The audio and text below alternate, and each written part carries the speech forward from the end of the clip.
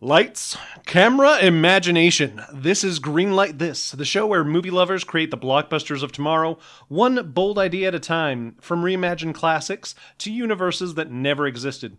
We're taking you behind the scenes of films that could be if only someone would hit that green light. My name is Landon Davis, but you can call me Squiddy, and I'm here with the Alf to my Marvin the Martian, Travis Medore. Why, hello there, everybody. Hope you're doing well today. So, Travis, to start out, I want to talk about marketing in movies. Sure. Why do you want to bring this up? So, I have a strong opinion about when a movie should release a trailer. Okay. If you drop a teaser a year before, sure, cool, give us that little tease. Kind of like the Shrek 5 situation.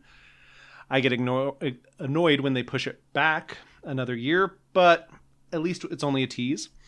But if you're going to drop a full, minute and a half, 2-minute trailer, such in the case as Bill Hader's Cat in the Hat. Ah, okay. I see where this is going. Yeah, if you're going to, drop the trailer and start putting it in theaters, let's, keep it to its date. That movie recently was supposed to release in February of 2026.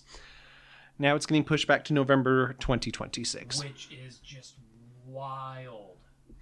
The wild part to me is the studio hasn't pulled the trailer from movie theaters, so it's going to keep... I think I'd heard that, which is just more insane. It's going to keep playing and playing and playing, and we're going to know this trailer by heart, and I think it's going to ruin a lot of jokes. And then on top of that, when you pull a movie 6 months about before, you've already made deals. You have marketing planned. Yeah. So they probably have Cat in the Hat Easter eggs that are going to come out in the spring, and Valentine's that were going to come out in Valentine's. Yeah, there's going to be all these things that are going to be probably food-based specifically. Not to mention, there's a good chance that they may not want to hold the toys in the warehouses, so they're going to get to sent to stores. And without a movie, there's a decent chance that, those are going to be in clearance by the time this movie comes out. So I'm kind of worried about a movie that I was pretty thrilled about a month and a half ago. Yikes. Yeah, that's not looking good for them. I really hope these changes are going to be worth it for them. I hope so. I know the general idea is that they're trying to push for that pre-holiday season. They want to get everyone in the theater at that time. And I hope so. I guess, we'll have to see. But I love seeing any of Dr. Seuss's work in animation. Oh, yeah. It definitely works better in animation. Yeah, Horton Hears a Who was fantastic. Absolutely. I love the Lorax. Cat in the Hat, definitely we should only see in animation. Let's never see him live action again. I actually really like that one, though. Of course you do. Don't judge me. Well, Squiddy, on that note, should we get started? Let's do it. So, Greenlighters, grab your Reese's Pieces and tinfoil hats. It's time to greenlight something new. All right, hit the lights. Roll camera. Wait. Hold on. Where's the script? So, Squiddy, what are your earliest memories of alien movies? Okay, so that's a tough one, right? Because we grew up in the 90s. Uh-huh. We had Men in Black, Independence Day, we had Galaxy Quest. We got the Star Wars Special Edition movies that released on VHS. Even the Phantom Menace, that was part of our childhood. I know I saw Mars Attacks at a very young age, or even Muppets in Space. So the 90s was kind of thrilled with it. I know our family loved those movies. We would do sleepovers out on the trampoline as siblings. And yeah, just that took over for good and bad in my family. What about you? Yeah, I feel like some of the same ones definitely. Independence Day, I grew up watching that. I grew up watching Men in Black. Definitely grew up with Star Wars. I knew of Star Trek in terms of the series and everything, but never really watched it until much later in my years. In terms of other alien movies, there was Signs, which is the... I remember that creepy walking scene. That creepy walking scene just gave you nightmares. It was better than the rest of the script. Oh, yeah. I think there's a few episodes of Goosebumps or some Goosebumps specials where they dealt with aliens. But yeah. X-Files, yeah. Yeah, 90s was just very heavy with aliens. So really, like, I feel like every other year there's some kind of extraterrestrial ET. E.T. in the ET 80s, project 70s, coming yeah. out. Yeah. Yeah, I agree. So besides movies, what do you know about the more real life, quote unquote, alien stories? Oh man, I used to actually be really into this in my early teens. I would just sit and like watch and read all these conspiracy theory videos about aliens. Currently, a lot of that's faded, but I feel like the top ones are you have the alien greys, and then apparently subspecies of those if you really dig into that, and then you have your reptilians, and I feel like there's a few others in there, but I'm not quite certain. Yeah, I agree. I mean, I think the grays, that's pretty common. Yeah. We 90s we had Lisa Frankart, and she always had the green alien like gray Yeah. version that was just kind of perfect part of that era. My family, we actually have gone to Roswell as a child. Oh, so cool. So I remember seeing the special McDonald's that Roswell has. But other than that, there wasn't much that I ever like researched. I know I've seen a couple episodes of Ancient Aliens. Yeah. Generally, I would say I treat it like religion. Like, I don't want to offend anyone's beliefs. Oh, absolutely. But maybe I'm going to take some things with a grain of salt, other things I won't. You know, the world is magical. It's unexplained. That's kind of my stance when it comes to a lot of it. And yeah, so I figured today we could give kind of a general summary. So if Travis, you could, since you mentioned the Greys, give us some basic stuff about the Greys. All right, some facts that we have here. Let's start with their description. For those who are unaware of the alien Greys, they are supposedly much smaller. They're thin humanoid beings, typically around 3 to 4 feet tall, with gray skin, large black almond-shaped eyes. So you have just the big head with the big bulgy eyes, kind of the classic alien shape. Small mouths and no visible ears or hair. And their origins, they became popular in UFO folklore and tales and fables around 1961. The Betty and Barney Hill abduction story, where were later cemented in pop culture through films and books and just other forms of media. Yeah. If we were to go further, there's a few theories about them. One is that they're extraterrestrial scientists. They're a non-human species from another star system, possibly Zeta Reticuli, which I've seen a lot.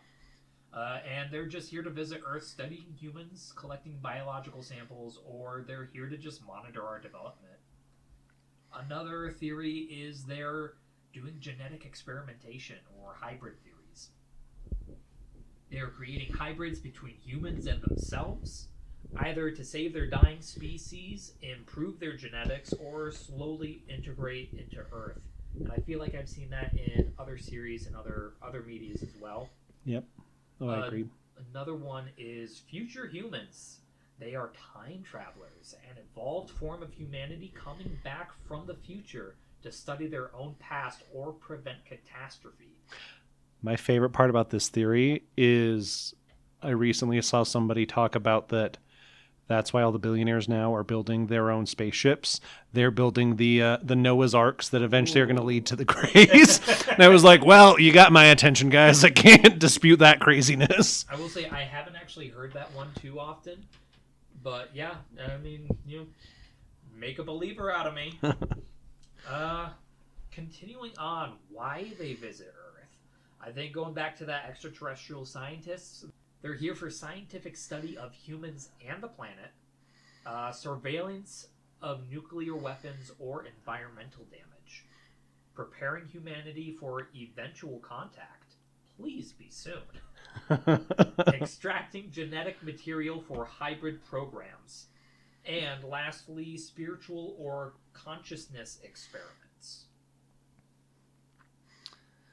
Yeah, I think the Greys are super interesting. Again, they're the basic of like what most people are going to think when you say alien. You're like, oh yeah, I know this weird looking thing. Yeah.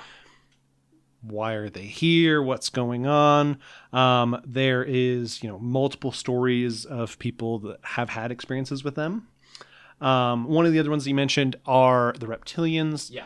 I really did think about including it in this week's, but I think I'll save it. Maybe, if there's enough interest in this episode, we'll revisit the movie that we're going to talk about today. Oh yeah, there's a lot in the reptilians that we can easily do a whole separate episode on the reptilians as it is. So yeah, let's save that for a future time. Absolutely. But I do want to introduce another one which isn't as familiar, the Nordics. Yeah, I don't really know too much about the Nordics. So generally the Nordics, they are human-looking beings, very pale skin, long blonde or white hair, blue eyes, blue or light-colored eyes, often described as radiating calm or benevolent energy. So Odin, Thor, Loki, kind of the origins. The origin of the culture began in the 1950s during the first UFO contactee wave. People like George Adamski claimed meeting beautiful, tall space brothers from the Pleiades star system, potentially. So that does sound familiar. Yep. Blonde hair, blue eyes, very Norse. That is a common thing over there. So there's some main theories about them that differ from the Greys. Benevolent. They're advanced aliens from the Pleiades, Sirius, or other star systems, visiting Earth to warn about nuclear weapons, environmental damage, or a spiritual decline. They're often depicted as trying to guide or uplift humanity. Ancient visitors or teachers. They may have interacted with early humans, inspiring myths of the Norse gods, angels even, or shining beings. Pyramids, maybe? Well, maybe, yeah. Future or parallel humans. They are future of alternate versions of humanity that evolved in different ways, coming back to assist us. Kind of similar to the Greys. Interdimensional spiritual beings. They're not from space, but a higher dimension, acting more like guardian spirits than physical aliens. And yes, psychological or cultural explanation beings are idealized projections, literally space angels. So kind of just that's the general theme. So yeah, as I kind of mentioned in there, they warn humanity about our self-destruction, help us towards spiritual guidance, to counteract malevolent aliens like the Greys or reptilians potentially, to prepare for open contact or a future golden age of us. I want to know, the two alien races that we've talked about, is there any pop culture that comes to mind when we've talked about them?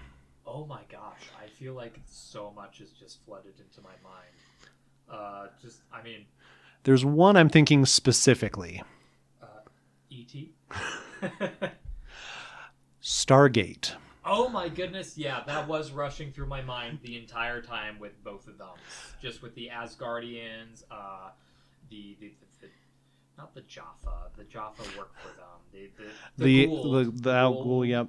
Yeah, I think specifically what I was leaning into was the Asgard that are in Stargate. Yeah. If you're not familiar with the series, eventually they meet good aliens when they've had other experiences with bad aliens, and they go by Asgard. They look like your classic gray alien, little small figures, but they go by Norse names. Norse is the culture, so they're almost a mix between these two. But yeah, do you have any other thoughts about kind of what we've shared about talking about with the aliens? No, it is really fun revisiting aliens, especially kind of like around as we're getting closer to Halloween, because I feel like, I don't know, aliens and Halloween, not many people think about that mix, but I definitely see it from time to time. Yeah, maybe it's just our culture of ET that we kind of like the idea of ET, whatever, dressed in as a ghost. But yeah, I thought it would be kind of fun to visit maybe what a fall spooky vibe of alien movies would be. So specifically, I'm going to infer in this story a little bit of what we were talking about with the Greys. Maybe they're the future humans, but maybe they're the extraterrestrial scientists. Just kind of keep that in the back of your head. You know, Maybe they're neutral. Maybe they're bad. Maybe they're, a villain to us. And the Norse, I'm definitely going to lean into benevolent protectors. Okay. So today's movie that I want to share, it's called The Mani Harvest. Okay. So Ma-ni, like Ma and your knee, which is based off of a Norse god. Oh. I kind of want to set the tone of this as an action adventure, maybe a little mystery, a little thriller to it. And I want to say that the log line for this be something along the lines of, after a plane crash outside of a small town, let's just call it Coldtooth, Okay. the Jensen family notices young Alice's obsession over a new friend. Ooh, kind of has almost some kind of ET vibes going on there. A little bit. I think I'm going to put it into a different direction for you. Okay. So to give you a visual of the cast we're going to look with, Alice I see as a very young child, let's say 7 to 10 years old. Okay. Other than that, just keeping it kind of generic. Rough and tumble older teenage brother, probably somebody that's pretty accurate to about that 15 to 18 age. I thought of the actor Jacob Tremblay. Okay. Yeah, which if you're not familiar with him, he voiced Luca in the Luca movie. He's done a few other live action things that just maybe weren't quite as popular. But then we need a mom and dad, so Lucas and Lauren. So Lucas, I thought we need somebody that can be a dad, maybe like a farmer. We're going to do small town vibes. So somebody like Alexander Skarsgård or Joel Kinnaman from For All Mankind. He's also done Suicide Squad. And then I wanted to mix it up, give some variety to the family. So then for the mom, I thought, let's go with somebody that could try out the role of being a mom. I'm not familiar with her having done that role before, but Chloe Bennett, who's from Agents of S.H.I.E.L.D. And then you're going to meet Ray Foster. I wanted somebody that definitely looked like they have been a farmer for a long time. Maybe they spent some time at war. Somebody that's face is a little grizzled. And the wonderful, handsome, charming Mark Hamill. Gotta love that man. Yeah, somebody who could do that deep, gruff voice. I've been farming these fields. And then the second to last character I'm going to introduce is Dr. Luna Ramos. And we love her. We're obsessed with her. The wonderful Aubrey Plaza. What a gem. And then Mani, we need somebody tall because, as a reference, the Norse were quite tall beings. Yeah. So I'm going to probably butcher this name, but Jonas Sodama, who has taken over the role of Chewbacca. So he's a tall, blonde-haired actor. He's done some good acting besides that role, but he was just recently in the Wednesday series as Lurch. Yeah. The new Lurch actor. Yeah. Basically, whenever Hollywood needs someone over like 7'5", they get Jonas. Yeah, exactly. Well, there's not that many options, sadly. Other than that, I guess we could try and find like a basketball player that wants to go into acting. So, story. Yes. On Veterans Day, the Jensen family helps farmer Ray Foster host a dinner for the local veterans at the community center. Cute, adorable family event. Shows they're good people. You get a general vibe that everything's good. It's a quaint little town. As the family travels home, they witness flames erupt in the night sky. A plane comes crashing down. Oh. That night, family's alone in their rooms asleep. We see Alice get up and just wander outside. Nightgown, probably barefoot. A few classic tropes that get a little scary but make you wonder. Over the next few days, Alice is going to just disappear. A few hours at a time, but then she'll just reappear. Oh. She'll keep drawing this friendly figure that she'll be calling Mani. Mysterious. Yeah, but is it just a kid's imaginary friend? Right? Yeah. Who knows? Reports are going to come up across town of some theft, some damages, maybe a dead cattle or two. At the same time, we're going to start following Ray, who's going to start helping the law enforcement as they investigate the crash site.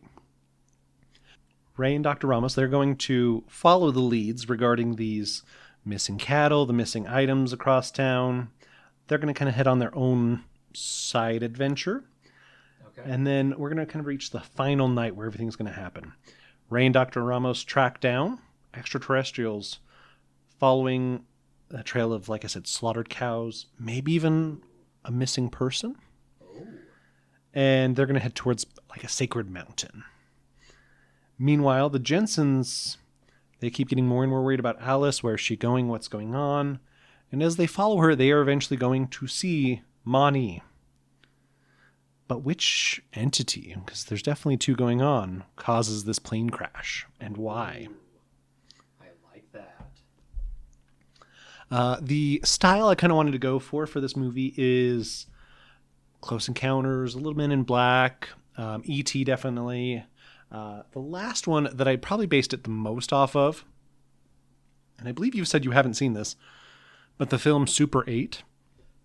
Yeah, no, I've heard really good things about it. I just haven't found the time to sit down and watch it. Yeah, it is very good in just that old Spielberg E.T. style. That's what I've heard. So yeah, I would definitely say this could be a family film, but probably more in your like older teens film rather than like young children. Yeah, just to, keep it safe. Yeah. Somebody that has worked close with Spielberg before that I think would be a great director and letting them have the opportunity. We've loved their work in all of the work they've been doing for Disney Plus, but Bryce Dallas Howard. Oh my goodness, yes. Her dad has done a few films I feel like kind of on the edge of this, right? He has a similar style to him. And then if we're looking for an executive producer, the director of Super 8 I think would be great. So executive producer J.J. Abrams. Oh yeah, absolutely. And this is only the first film, so we won't let him be involved in the others so we can fill in the full story. And I would like to tease and set up that this could easily expand into more movies, a trilogy or more. Dr. Ramos, I think she has a little bit of a past that, let's just say she'd have her own Indiana or Constantine-like adventures.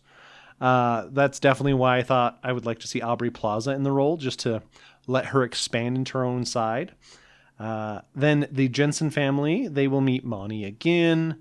And Ray, he's got his own adventures and maybe even his own past that could be expanded to connect to all this. But yeah, that is the first movie in our Alien saga, if we ever go further with it. Yeah. But with that, I think we can head to post. Yeah. All right, let's head to post. Good. That's a wrap.